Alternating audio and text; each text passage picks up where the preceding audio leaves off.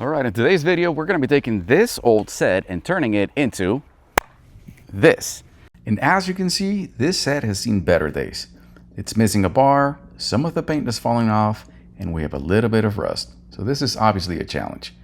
But we have a grinder ready, and this is how the set is going to turn out. It looks brand new. We welded a new bar, added a coat of paint, and be sure to watch to the end and I'll show you how much I spent turning this piece around. Okay, so we're going to start this project with the angle grinder.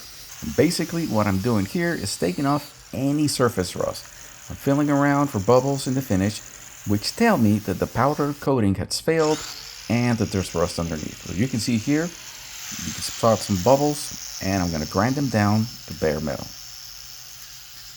And we want to get rid of any points like this. You can tell right away that there's rust right underneath all that powder coating.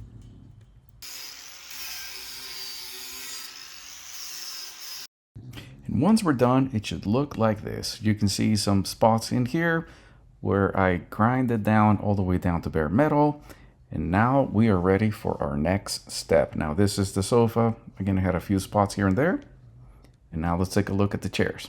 And these were pretty similar to the sofa, so they also had some rust going underneath that powder coating. But again, nothing that the angle grinder can't handle. So we grounded that down.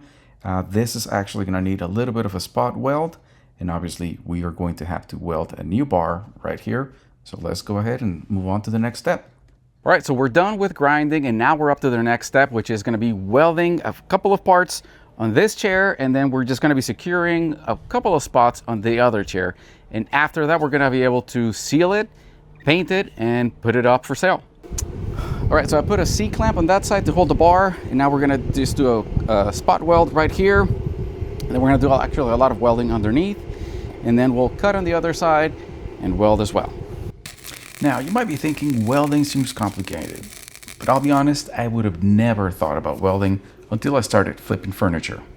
And the only reason that I got started welding was because I was able to get a set of 3 wrought iron patio gliders for free, but they needed to be welded. So I ended up doing a lot of research and got this small welding machine that I paid $99 for, and it was supposed to be one of the best entry-level machines. And honestly, I was able to fix those gliders and sell them for $300, and that paid for the whole project itself. So as you can tell, I'm just getting started with welding, and by no means am I an expert, but it does open up a whole new set of opportunities.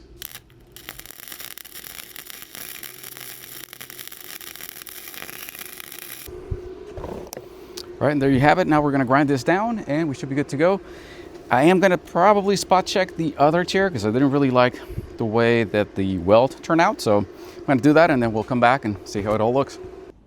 All right, so this is how it all looks after I grinded down the welding spots. So as you can tell, they actually turn out pretty good. They're fairly even, and honestly, once I spray painted over them, you can't really notice them compared to the other spots. So now let's seal that metal.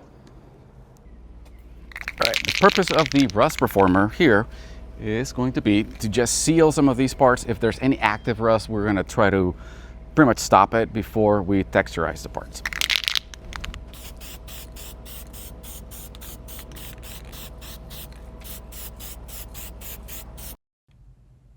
Now, I'm not painting the entire thing with this. I'm literally just treating the parts that are exposed just to be able to protect them.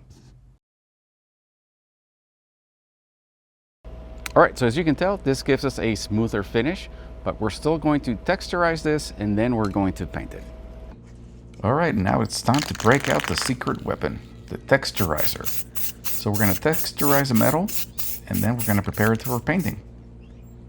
Now again, I don't spray the texturizer too closely to the metal. I actually want to have a lot of space in between them. And this is how the metal looks after we put some texture on it. And you can tell this looks great. This is my favorite part of the project.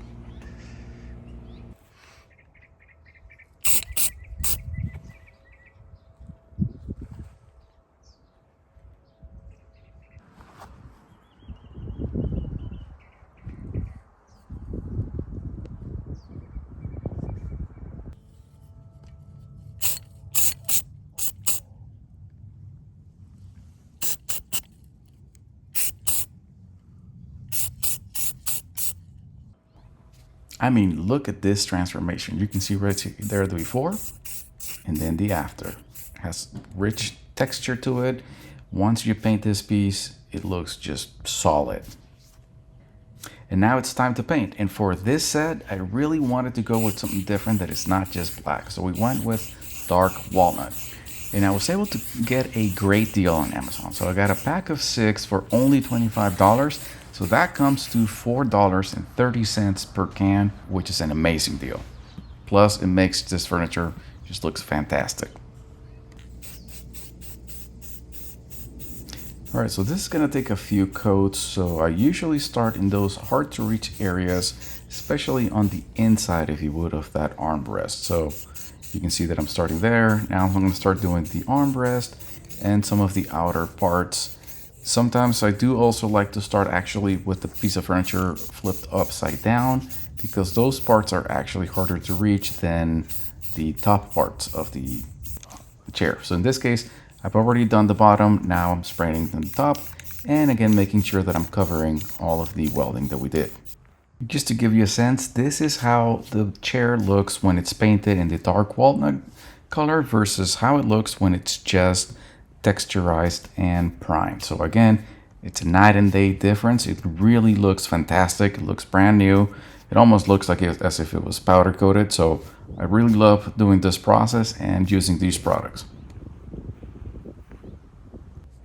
I did have to remove the leveling feet because unfortunately they were not all there.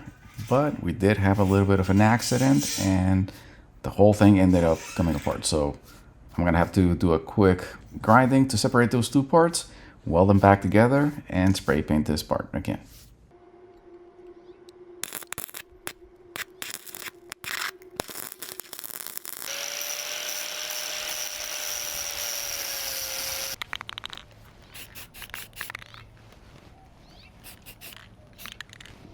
So this piece is pretty much done. We're gonna go ahead and set it all together and get it ready to list.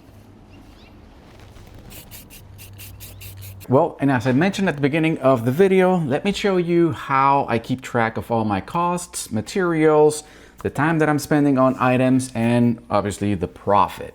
So I'm using the Flipping app. This is a great app. It allows me to keep track of every sale that I do, miles that I'm driving, revenue. I can see this by week, month, day, whatever I need. So I'm going to go into projects, and in this case, what we are working on is the Arizona iron sofa and chairs. So I ended up actually buying this set for only $25, and this was a few weeks ago. So as you can see here, I am spending, or pretty much I spent 1.5 hours grinding through, the old paint, getting everything kind of ready to be repainted and recoated. I ended up spending about 2 hours painting. This includes both adding texture as well as adding the dark walnut paint to the item. And then probably about an hour, I was keeping track, but about an hour doing different welding spots throughout all of the items. So all in all, I spent 4.5 hours working on this set. And then as far as the supply costs, so again, I had to buy that bar that I ended up putting in there. So that was $16. I did use a little bit of material, obviously, whenever I was doing the welding, but I have plenty of that, so I didn't put any costs in here. Probably be about $1 if we want to keep really track of every expense. And then I did end up using several cans of paint. I was able to get a great deal on these, so it was a little bit less actually than it was $25 worth of the paint of the color, plus about $5 worth of the texture that I used on the item. So all in all, we are at $46 for supply costs, plus the $25 for the actual items themselves. So we are at $71 in costs, and again, 4.5 hours in time that I spent on the item. So there you go. So these are the items that that are going to help me keep track of how much I'm spending. And then once this sells, these items are going to help me then track how much profit did I get out of this specific sale. All right, so there you have it, folks. The set is looking brand new right now. We were able to do some welding on that chair. We were able to repaint everything, and it pretty much looks like it's brand new. Now comes the big question: how much should I price this for? Let me know in the comments what you all think. And again, if you enjoyed this video, please make sure to like and subscribe. And until next time, I'll see you on the flip side.